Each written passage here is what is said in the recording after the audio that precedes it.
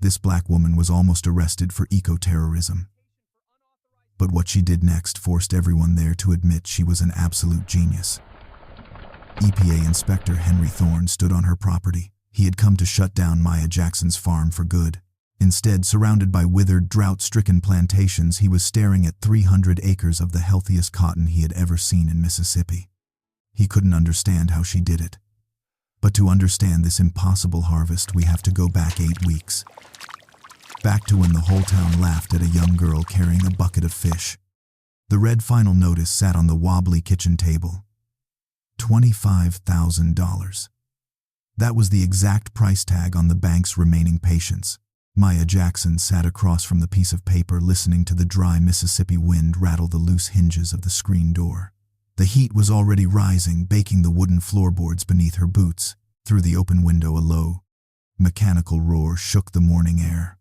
A massive John Deere tractor was chewing through the earth just across the property line. Earl Patterson's property line. Earl didn't just own the land next door. He owned the local supply store, the chemical depot, and half the county's politicians. And right now, he was standing on her porch. He didn't bother to knock. Earl pushed the screen door open. His polished leather boots left a deliberate trail of fine dust on her grandfather's worn wood planks. He walked straight to the kitchen table, didn't offer a greeting, and dropped a folded piece of paper right next to the red bank notice. It was a cashier's check. $10,000. Maya stared at the numbers. $10,000 for 300 acres of prime, albeit thirsty farmland. It wasn't an offer. It was an insult.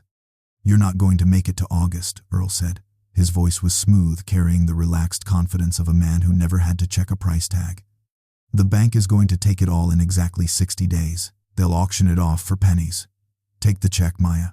Pay off a fraction of your debts and get a bus ticket to Memphis. It's more than this dirt is worth right now." Maya didn't flinch. She looked down at the faded denim overalls she was wearing. They were the same overalls her grandmother used to wear decades ago, back when this farm was thriving and green. She could still smell the scent of diesel and old cotton woven into the fabric. She didn't yell at Earl. She didn't argue about the legacy of her family's land. She didn't waste her breath explaining how many generations of Jacksons were buried on that hill. She reached out, placed a single finger on the check, and slid it back across the wobbly table. Earl's relaxed smile vanished. The muscles in his jaw tightened. He grabbed the piece of paper, turned on his heel, and walked out. As he hit the bottom step of the porch, he kicked a cloud of dry dirt into the air. "You're gonna starve on this dust, girl," he muttered over the tractor engine. He was right about one thing. She had exactly 60 days left. And $0 for chemical fertilizer. The next morning, the sun felt like a physical weight pressing down on her shoulders. The heat hovered at a blistering 102 degrees. Maya grabbed a rusted heavy-duty shovel from the barn and walked out to the main irrigation ditch that ran along the southern edge of the property. It was bone dry. The earth was cracked into jagged gray puzzles dotted with dead weeds that crunched under her boots. She jumped down into the 3-foot trench. She drove the metal spade into the hard dirt. The shock of the impact rattled all the way up her forearms. She gritted her teeth and swung again, trying to clear out the blockage at the lower basin, hoping to catch whatever meager runoff might come from the next rain. Sweat stung her eyes. Her palms were already starting to blister. That's when she saw something impossible. At the lowest point of the ditch, hidden under a thick overhang of dried roots, there was a tiny, stagnant puddle of water. But it wasn't the muddy water that made her stop swinging the shovel. It was the grass surrounding it. Right in the middle of a dead trench, a single patch of weeds was growing thick, vibrant, green, and knee-high. The contrast was so sharp it almost looked fake. It made no sense. How was this 1 square meter of earth defying the worst drought in a decade? Maya dropped the heavy shovel. It hit the dirt with a dull thud. She dropped to her knees. She didn't care as the wet sludge splattered across her faded denim overalls, soaking through the thick fabric. She dug her bare hands straight into the earth. It wasn't the dry dirt she had been battling all morning. It was thick. It was black. It was heavy. She brought a handful up to her face. It smelled earthy and sharp, mixed with a distinct tang of fish. She leaned in closer. She kept digging with her bare fingers, pulling away the thick curtain of roots.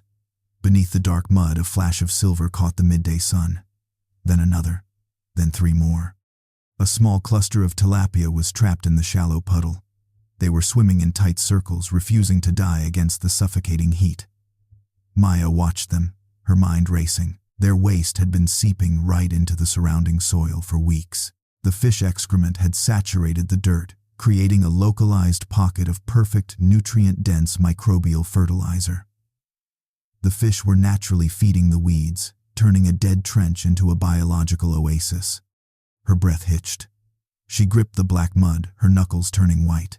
She squeezed it until nutrient-rich water dripped between her fingers. In the quiet heat of the ditch, a memory played in her mind. It was her grandmother's voice speaking to a 10-year-old Maya as they stood in this exact same field. "You can't force the land to give, Maya. You have to feed it first." Maya stood up, looking out over the 300 acres of dying cotton around her. The land wasn't dead. It was just starving. The chemical fertilizers Earl used didn't feed the soil. They just forced the crops to grow until the earth was depleted. She had exactly $300 left in her savings account. It was her absolute last lifeline. Every other desperate farmer in the county would have used that money to beg the bank for an emergency loan to buy one last spray of liquid nitrogen. Not Maya. She climbed out of the ditch, marched straight to her beat-up Ford pickup, and drove into town. She went to the hardware store and the local hatchery, spending every single dime to her name. Not on fertilizer, not on pesticides. She bought heavy rolls of rusted steel mesh, a box of welding rods, and loaded dozens of blue plastic barrels into the back of her truck. She wasn't just clearing an irrigation ditch anymore. She was building an engine of life. It's just waiting to be fed. The sharp, blinding spark of a welding torch cut through the suffocating 5 a.m. darkness. Maya knelt in the dirt at the edge of the main irrigation ditch, holding the rusted stinger at a perfect 45-degree angle. She dragged the welding rod across a heavy sheet of steel mesh, melting it direct into the thick iron of the culvert pipe. A stray, glowing spark bounced off the metal grate and bit into her exposed wrist. It left a painful, blistering burn on her skin. She didn't flinch. She didn't even pull her arm back. She just gritted her teeth and kept welding. Instead of plowing her fields or spraying chemicals, she was turning her 3-mile irrigation system into a series of enclosed, fortified underwater pens. It was grueling, back-breaking work. As the morning progressed, the brutal Mississippi sun rose higher, baking the metal mesh until it was too hot to touch barehanded. By 8 a.m., the daily local traffic started rolling past her property line. A group of older, seasoned farmers drove by in their dusty pickup trucks, slowing down to stare at the bizarre scene. They watched Maya wrestling with heavy rusted steel grates down in a dry, dying ditch instead of spreading emergency fertilizer. They leaned out of their windows, shaking their heads and whispering to each other. They thought the crushing bank debt had broken the young woman's mind. Maya heard the whispers carrying over the sound of the truck engines. She ignored them. She wiped the stinging sweat from her eyes and struck another arc. The loud, aggressive sizzle of melting steel drowned out their judgment. The thick, acrid smell of burnt metal and ozone filled the heavy morning air, mixing with the scent of dry dust. Her entire body ached from the unnatural angles. Her blistered hands were cramping so bad she could bear to hold the heavy torch steady. But she forced herself to keep moving, dragging the heavy equipment step by step until she finished the final barrier at the end of the 3-mile trench. She pulled off her welding mask, exhausted, covered head to toe in dark grease and soot. But the sheer physical pain was nothing compared to the humiliation that was about to walk onto her property. Maya backed her beat-up Ford pickup right up to the edge of the newly fortified ditch. The truck bed sagged under the weight of dozens of heavy blue plastic barrels. She climbed up onto the tailgate, unsealed the first heavy barrel, and tipped it over the edge. A rushing waterfall of thousands of tiny, squirming silver fish crashed into the muddy trench. Thick, muddy water splashed upward instantly, soaking her heavy rubber boots and the bottom of her faded denim overalls. The midday sun beat down on the ditch as the fingerling tilapia hit the shallow water. Their silver scales flashed in the light before they disappeared beneath the murky surface, exploring their new steel-enclosed pens. A slow, rhythmic mocking, clapping echoed from the property line. Maya froze. She looked up. Earl Patterson's polished black Cadillac was parked on the dirt shoulder just off the main road. Earl stepped out of the air-conditioned car, walked up to the wooden fence separating their land, and leaned against the top rail. He looked at the empty blue barrel in the back of the truck. He looked at the splashing fish in the mud, and then he threw his head back and burst into a loud, booming, theatrical laugh. "Well, I'll be damned," Earl choked out, wiping a dramatic tear of amusement from his eye. "I thought you were just broke, Maya. I didn't realize you had lost your mind. You're supposed to buy nitrogen, sweetheart, not open a 2-bit petting zoo." Maya didn't answer him. She walked over and gripped the rim of the next plastic barrel. Her knuckles turned stark white against the blue plastic. She closed her eyes for a split second, counting her breaths to keep the burning anger locked in her chest. 1, 2, 3.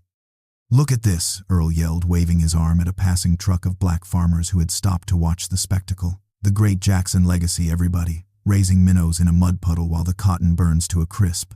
I told you, girl. You're going to be on your knees begging me to buy this dirt by August." The farmers watching from the road didn't defend her.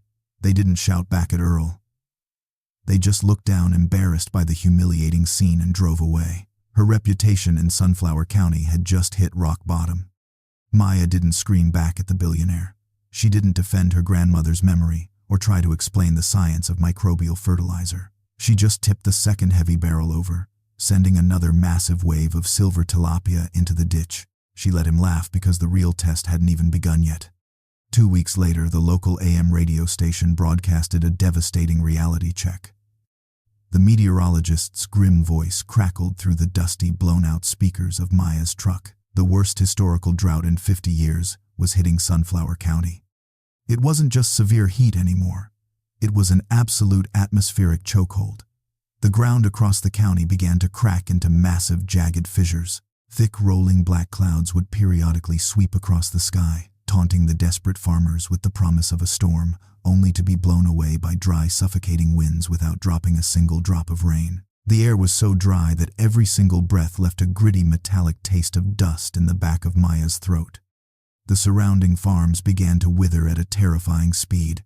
Even Earl Patterson's massive, chemically treated plantation was turning a sickly, pale yellow. The liquid nitrogen he had pumped into the earth was actually burning the fragile roots in the complete absence of water. But Maya had a much more immediate, terrifying problem.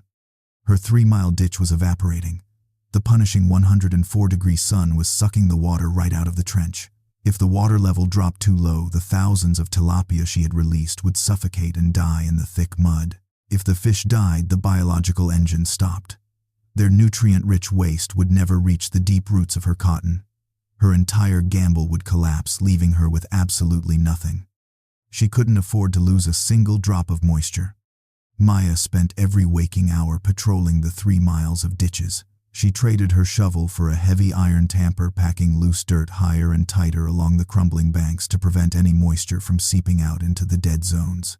She hauled heavy buckets of water from her personal drinking well by hand, rationing her own daily water supply to keep the fish alive. The brutal physical labor took a severe toll on her body. She was losing weight. Her faded denim overalls hung loose on her exhausted frame. Her muscles screamed in sharp protest with every downward swing of the heavy iron tamper. And ticking away in the back of her mind was the bank's final countdown. She had exactly 30 days left before foreclosure. 30 days before she lost everything her family had bled for. She stopped wiping the sweat from her face. She just stood at the edge of the ditch, staring at the singular patch of vibrant green weeds that still stubbornly extended its roots to grip the damp mud at the water's edge. It was surviving. The sky refused to cry for Maya Jackson, so her land was going to have to bleed. It was the brutal 6th week of the historic drought. The rest of Sunflower County had surrendered to the oppressive heat. But on Maya Jackson's property, an absolute biological miracle was taking root. While the surrounding commercial fields were reduced to brittle gray husks of dead vegetation, Maya's cotton was sprouting. The plants were growing thick, sturdy, and vibrant against the barren, dusty landscape. She dropped to her knees near the main irrigation trench and drove a heavy soil thermometer deep into the earth. It read a cool 95 degrees. Maya dug her bare hands into the soil, pulling up a heavy handful of dirt. She brought it up to her face and inhaled. Instead of the suffocating metallic scent of dry dust, the earth smelled rich, earthy, and sweet. The soil was sticky and pitch black, saturated with the microbial nutrients generated by the tilapia waste. The fish had fed the weeds had shaded the soil, and the nutrient-dense microbial water had seeped deep into the cotton roots. But the punishing Mississippi sun wasn't done fighting. The midday heat was baking the shallow water in the fortified trenches. Maya heard a frantic, chaotic popping sound coming from the surface. She dropped the dirt and sprinted over to the edge. The tilapia were swimming desperately at the very top of the water, their mouths breaking the surface, gasping for oxygen as the water temperature spiked. The shallow trench was boiling them alive. Maya's heart raced. She needed to cool the water, and she needed to do it fast. Her grandmother's voice echoed in her mind for a second time, clear and commanding. "You can't force the land to give, Maya." She grabbed her rusted machete and sprinted to the outer rows of her property. These were the acres furthest from the trenches, the crops she hadn't been able to reach with the microbial water. Without a second of hesitation, she started hacking down the withered, dying cotton branches. She dragged heavy, scratchy bundles of the dead brush back to the trenches and laid them across the hot steel mesh. She was sacrificing her outer crop acreage to build a makeshift shaded canopy for the fish. Within an hour, the water temperature dropped. The frantic popping stopped. The tilapia swam safe back to the cooler, shaded depths. The farm was breathing again, but a different kind of storm was gathering right next door. From the expansive, air-conditioned second-floor balcony of his sprawling mansion, Earl Patterson lowered his high-powered binoculars. His hands were trembling with absolute fury. He had been watching Maya's farm for 6 weeks, waiting for the inevitable, humiliating collapse. Instead, he was staring at 300 acres of blooming, vibrant cotton surrounded by a vast desert of his own dead, chemically burned crops. A poor, uneducated girl had just beaten his billion-dollar agricultural empire with a muddy ditch and a cheap bucket of fish. Earl's jaw clenched tight. He swung his heavy arm in a fit of blind rage, knocking a crystal glass of expensive whiskey off the patio table. It shattered against the rug. The sharp, pungent scent of alcohol filled the air. He raised the binoculars again, zooming in on the steel mesh covering her trenches. He saw the silver flashes moving in the shaded water. Tilapia. A cold, venomous smile spread across Earl's weathered face. He owned the local supply stores, but he also knew federal law. Tilapia were classified as an invasive species in the state of Mississippi. It was illegal to raise them in open, uncontained waterways. And Maya's farm, like every farm in the county, was connected to the regional runoff system. Earl pulled his cell phone from his tailored pocket. He punched the keys with sharp, aggressive strikes. He didn't call the local sheriff. He called the regional director of the Environmental Protection Agency. He spun a terrifying, exaggerated story about a rogue, desperate farmer discharging dangerous bacteria and invasive predators into the county's fragile natural water supply. He used his immense political weight to demand unannounced federal intervention. If Earl couldn't buy her land for pennies, he was going to make the government take it from her by force. The next morning, Maya was standing at the edge of the field, smiling as she touched the first beautiful white cotton blooms of the season. The peaceful silence of the morning was shattered by a short, piercing siren. Maya spun around. A pristine white government SUV with bold EPA federal badges slapped on the doors tore down her dirt driveway. A massive cloud of dry dust billowed up from the heavy tires, obscuring her green fields. The vehicle parked abrupt, blocking her beat-up Ford pickup in the driveway. The driver's door opened. Inspector Henry Thorne stepped out. Thorne didn't look like a friendly local deputy. He wore a crisp, spotless uniform and a cold, bureaucratic expression that offered zero sympathy. He didn't offer a polite greeting. He simply marched straight toward Maya, clutching a heavy metal clipboard. Pinned to the front was a bright yellow document sealed in thick plastic emergency shutdown order. Maya Jackson Thorne asked, his voice flat and devoid of empathy. "You are in direct violation of federal environmental statutes regarding the unlicensed cultivation of invasive aquatic species." Maya stared at the bright yellow paper, her heart dropping like a stone into her stomach. "I am sealing this property," Thorne continued, tapping an expensive pen against the metal clipboard. "You are ordered to cease all agricultural operations right now. You are also being issued a federal fine of $50,000 for severe ecological endangerment. Sign the order." $50,000. She only owed the bank $25,000. Thorne wasn't just shutting her down. He was burying her in a financial hole she could never climb out of. All 8 weeks of grueling, back-breaking labor, the blisters, the sweat, and the sacrifice were about to be erased by a single signature. Thorne held out the pen, his eyes narrowed. He expected tears. He expected a terrified, broken farmer begging for a shred of mercy. What he didn't expect was for Maya to hand him a pair of muddy boots. Inspector Thorne stood rigid in his crisp uniform, the heavy yellow shutdown order clutched in his hand. He was a veteran of the EPA. He had shut down massive corporate chemical spills and rogue industrial farms across the state. He knew how this played out. The guilty party always cried, begged, or threatened to call a lawyer. Instead, the 27-year-old girl standing in front of him didn't say a word. Maya reached into the bed of her dusty pickup truck, pulled out a spare pair of heavy mud-caked rubber boots, and tossed them at his feet. They landed with a dull thud right next to Thorne's expensive polished suede shoes. "If you're going to shut down my farm for environmental destruction," Inspector Maya said, her voice dead calm, "you're going to have to actually look at the environment. Put the boots on." Thorne stared at the muddy boots. He looked at his pristine suede shoes. For a long, tense moment, the only sound was the dry Mississippi wind whistling through the dead stalks of the neighboring commercial farms. His bureaucratic pride flared. He wasn't going to let an arrogant, bankrupt farmer tell him how to do his job. He kicked off his expensive shoes, shoved his feet into the oversized rubber boots, and grabbed his citation clipboard. 5 minutes, Thorne muttered to himself under his breath. He was going to find the federal violation, crush her operation, and be back in his air-conditioned SUV in 5 minutes. Maya led him away from the driveway, walking along the high banks of the main irrigation trench.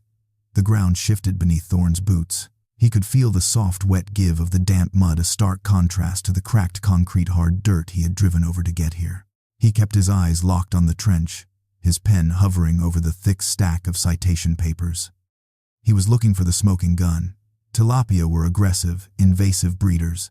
If even one fish escaped her ditch and entered the county's natural river system, it was a major federal crime.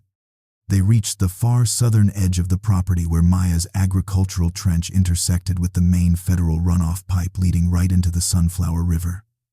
This was the critical junction. This was where the illegal discharge would happen. Maya waded down into the shallow mud.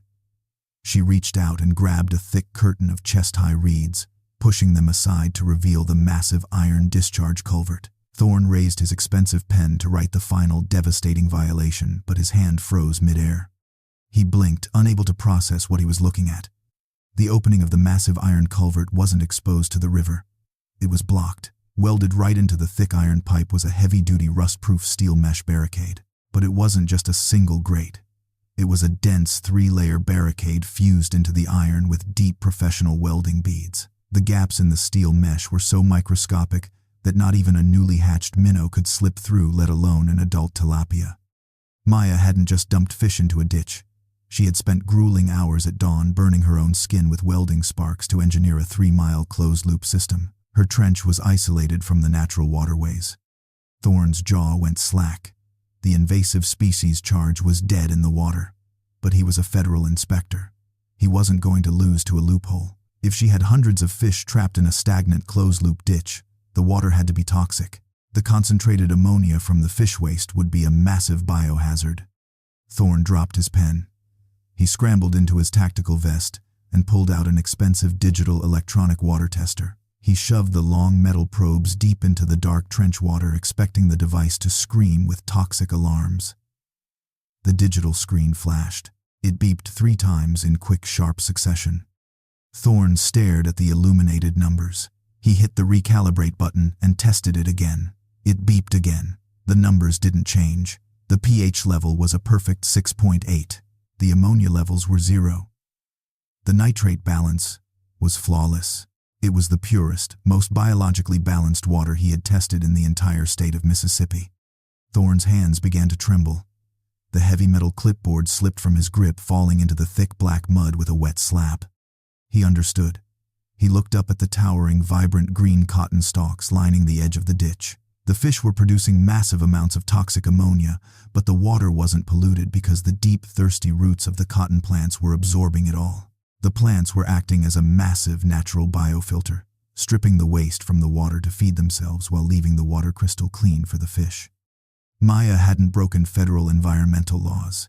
She had built a massive, self-sustaining aquaponics ecosystem right in the middle of a catastrophic drought. She was producing record-breaking crop yields without using a single drop of toxic chemical fertilizer.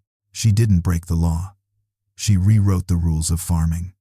Thorn dropped to one knee in the dirt. He dug his bare fingers into the sticky pitch-black soil, bringing it up to his face. He smelled the rich, sweet microbial life thriving in the mud. His bureaucratic arrogance was shattered. The $50,000 federal fine wasn't just wrong. It was an insult to the genius standing in front of him. Right at that exact moment, the aggressive roar of a Vate engine echoed across the field. Earl Patterson's polished black Cadillac tore down the dirt road, parking with a screech next to the white EPA vehicle. Earl stepped out of his luxury car, a massive triumphant grin plastered across his weathered face. He had been waiting all morning for this. He wanted a front row seat to watch the arrogant Jackson girl get slapped in handcuffs and dragged off her foreclosed property. Earl strutted over to the edge of the trench, his expensive leather boots crunching on the dry gravel. He looked down and saw Inspector Thorn kneeling in the mud next to Maya. "Well," Inspector Earl boomed, his voice dripping with condescension. He reached down and slapped Thorn hard on the shoulder. "Tell me you caught this little eco-terrorist red-handed. How hard did she cry when you handed her that federal fine? I told her she should have taken my check." Thorn didn't respond right away. He took a slow, deep breath of the rich, earthy air. He wiped the black mud from his hands, stood up tall, and turned to face the landowner. Thorn didn't offer a polite greeting. He didn't acknowledge Earl's political influence. He just reached down into the mud and picked up his dropped clipboard. He peeled the bright yellow emergency shutdown order out of the thick plastic sleeve. He held the yellow document up right in front of Earl's triumphant face. And then, with a sharp, violent motion, Thorn ripped the $50,000 federal citation straight down the middle. The crisp, sharp sound of tearing paper echoed across the quiet trench. Thorn ripped it again, taking the pieces and letting them blow away in the dry Mississippi wind. Earl's triumphant smile froze. The muscles in his jaw began to twitch in rapid spasms. "Miss Jackson," Thorn said, his voice ringing with absolute, unwavering respect. He ignored the landowner standing next to him. "Your closed-loop biofiltration system exceeds every federal standard on the books. Not only are you cleared of all charges, but I am submitting this farm for a federal environmental innovation grant. You just saved this land." Thorn gave Maya a sharp, respectful nod. He turned his back on Earl Patterson, walked straight to his white SUV, and drove away, leaving a cloud of dust in his wake. Earl stood paralyzed on the edge of the ditch. He looked at the torn pieces of yellow paper scattered in the mud. He looked at the 300 acres of blooming cotton that he would never own. His malicious, calculated plan hadn't just failed. It had backfired in spectacular fashion, handing federal protection and ultimate glory to the very person he had tried to destroy. Earl's loud, booming laughter died right in his throat, replaced by the suffocating realization that he had just lost the war. August arrived in Mississippi with ruthless heat. The county commissioners declared Sunflower County a federal agricultural disaster zone. The commercial chemical farms were devastated. The massive monoculture fields were reduced to cracked dirt and dead gray husks. The billion-dollar agricultural economy of the region collapsed. But sitting right in the middle of that vast dead desert was a brilliant, blinding square of pure white. Maya Jackson's 300 acres of cotton were blooming. The heavy snow-white bolls were thick, massive, and bursting with pristine fibers. The deep roots of the plants had feasted on the rich microbial waste from the tilapia for months. The crop was producing yields that broke every record in the county's history. The deep, rumbling hum of heavy combine harvesters echoed across the property day and night. Maya sat in the high cab of the lead tractor, her hands gripping the steering wheel, watching the thick white cotton pour into the massive hoppers. The punishing Mississippi sun was still beating down, but the air above her fields felt cool and alive. The organic cotton market was starving for high-quality product. Maya didn't have to go looking for buyers. They came to her. A long line of polished corporate trucks parked right outside her rusted wire gate. Buyers in expensive suits stood in the choking dust, outbidding each other in frantic shouting matches just to secure a fraction of her harvest. With the sale of her first batch alone, Maya drove her dusty Ford pickup straight to the regional bank in town. She walked up to the teller window and placed a certified cashier's check on the cold marble counter. She paid off the $25,000 loan in full. She was 5 days ahead of the bank's foreclosure deadline. The heavy, suffocating weight that had crushed her chest for 2 months lifted. The blisters on her hands, the burns from the welding sparks, and the exhausting nights patrolling the mud trenches had paid off. She owned her land free and clear. But the drought hadn't spared everyone. Earl Patterson had gambled his entire empire on chemical fertilizers and massive water irrigation. When the rivers ran dry, his toxic, shallow-rooted crops died in a matter of weeks. The massive loans he took out to buy the expensive chemicals came due. Without a crop to sell, the landowner's agricultural empire crumbled under the crushing weight of his debt. The bank seized his mansion, his tractors, and his thousands of acres of dead land. Maya had secured her family's legacy. Her farm was thriving, her bank account was full, and her future was bright. But Maya wasn't done yet. She had one more visit to make. The regional bank held its massive foreclosure auction inside a cramped, stale community hall in town. The room was packed with ruthless land developers and corporate speculators, hungry to carve up the remains of Earl Patterson's bankrupt empire. Earl sat alone in the back row of folding chairs. He wore a faded, wrinkled suit. His broad shoulders were slumped. His eyes were dull and lifeless, staring at the floor as strangers barked out numbers, dismantling the empire he had spent decades building. The loud, sharp crack of the auctioneer's wooden gavel echoed in the quiet room, sounding like a death knell for the old way of farming. The heavy wooden doors at the back of the hall swung open. Maya Jackson walked into the room. The loud chatter in the auction hall died in an instant. Every head turned to stare at the young woman who had just conquered the worst drought in Mississippi history. She didn't wear a fancy suit. She wore her faded denim overalls and a clean pair of leather work boots. The auctioneer cleared his throat and announced the final lot, Earl Patterson's primary estate, including the mansion and the surrounding 2,000 acres of barren farmland. The bidding started. A corporate developer from Chicago raised his paddle. Maya didn't hesitate.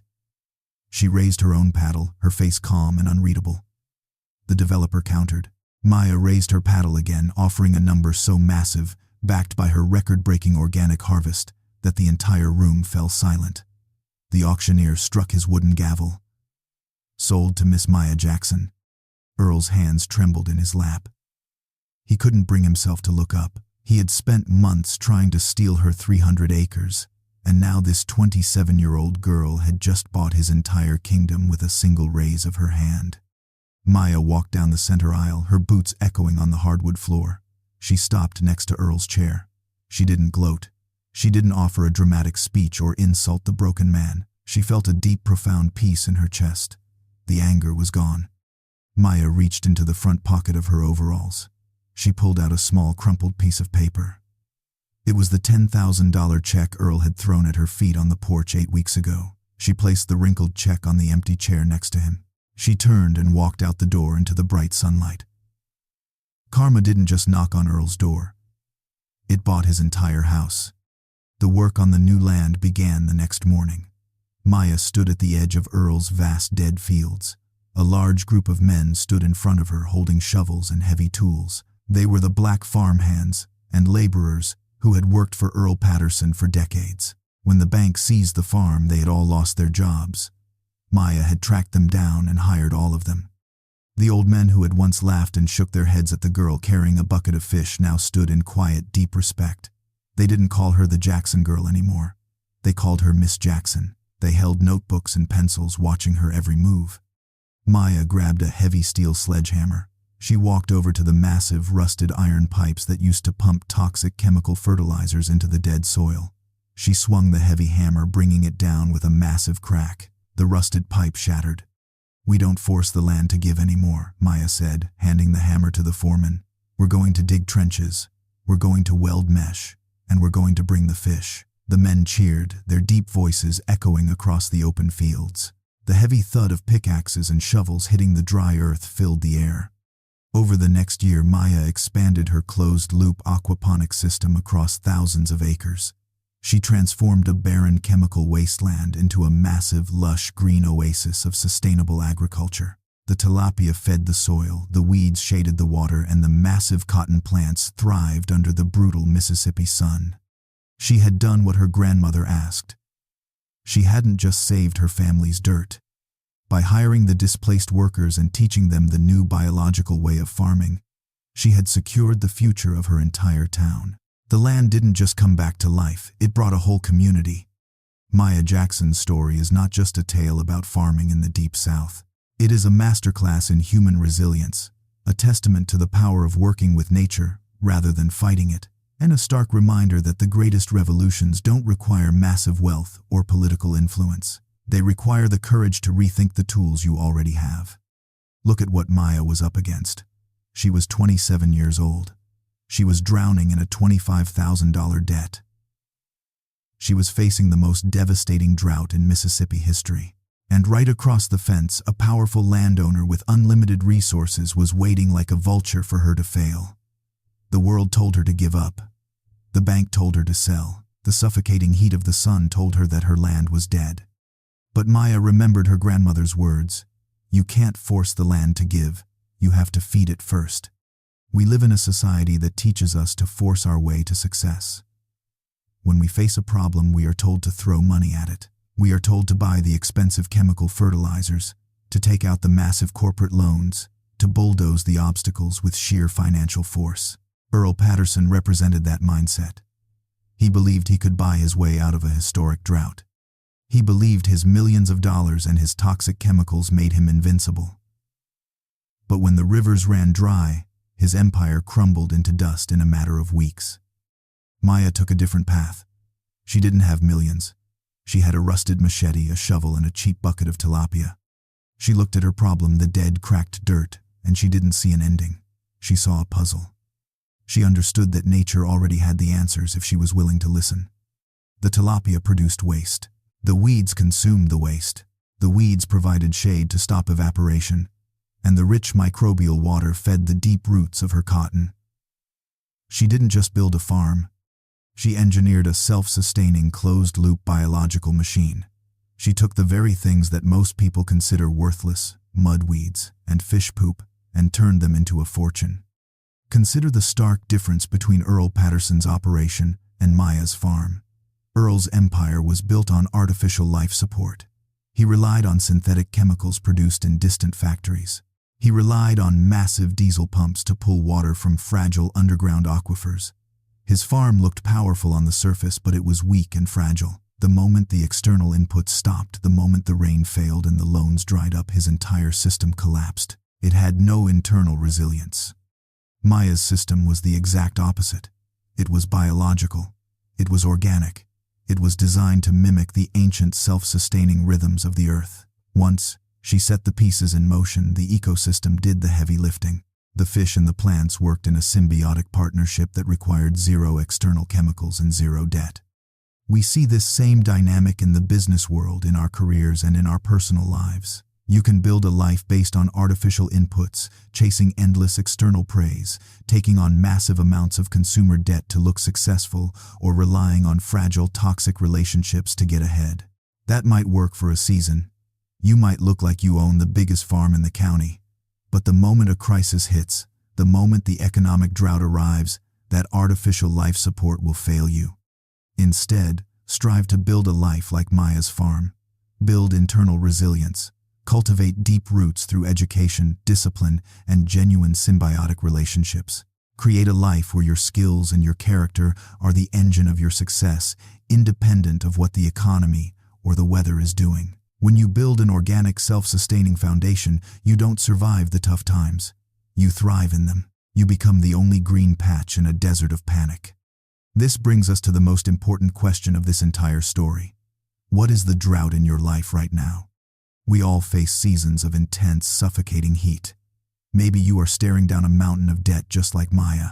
Maybe you are fighting an uphill battle in your career, surrounded by competitors who have 10 times your budget and 100 times your resources. Maybe you feel like the environment around you is barren, and every single day is a grueling fight to keep a small patch of green alive. When you find yourself in that dry, desolate place, it is easy to feel defeated. It is easy to look at the Earl Pattersons of the world, the people with the big bank accounts and the massive head starts, and believe that you have zero chance of winning. But Maya's triumph proves that the game isn't won by the person with the most money. The game is won by the person with the most vision. Think about the bucket of fish in your own life. What are the overlooked, underappreciated resources you have at your disposal right now? Maybe it is a skill you haven't practiced in years. Maybe it is a connection with a mentor you haven't called. Maybe it is a crazy, unconventional idea that everyone else in your industry would laugh at. The people in Sunflower County laughed at Maya when she dumped those fish into her ditches. They thought she had lost her mind. But the people who laugh at your unconventional methods are often the same people who will be begging for your secret when you succeed. Maya also taught us a profound lesson about the concept of a closed-loop system. In her trenches, nothing was wasted. The toxic ammonia from the fish became the exact fuel the cotton needed to survive. How can you apply this to your own journey? We all generate waste in our lives: failures, rejections, mistakes, and heartbreaks. Most people let that toxic waste build up until it poisons their mindset.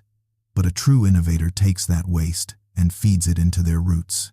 You take the sting of rejection and you use it to fuel your work ethic. You take the lessons from a failed business and you use them to build a stronger foundation for your next venture. You turn your pain into your power. And then there is the final, most beautiful lesson of Maya's story, the lesson of the harvest. When Maya beat the landowner when she bought his entire estate at the auction and secured her family's legacy, she didn't stop there. She could have taken her millions, built a massive fence around her 300 acres, and lived a quiet, comfortable life. She had earned it. But true success is never isolated.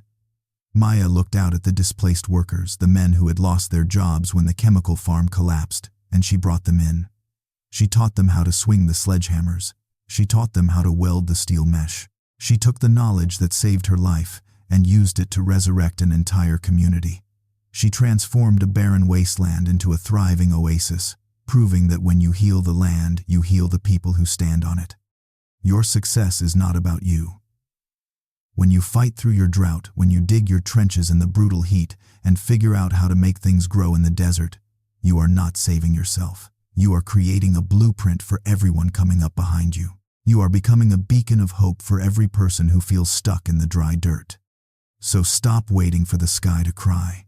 Stop hoping for an easy rain to come and wash your problems away. The rain isn't coming. It is time to grab your shovel. It is time to dig your trenches. It is time to look at the dirt beneath your boots and figure out how to feed it. You have everything you need right now to start your own revolution. If Maya Jackson's incredible journey inspired you, if it gave you the spark to look at your own challenges with a fresh perspective, hit that subscribe button. Join our growing community of innovators, fighters, and builders. We share stories that challenge the status quo, stories that prove the underdog can win, and stories that remind us all of the power of human ingenuity. Drop a comment below and let us know what your bucket of fish is. What is that unconventional idea you are ready to bring to life? Keep digging, keep building, and let's keep rewriting the rules together.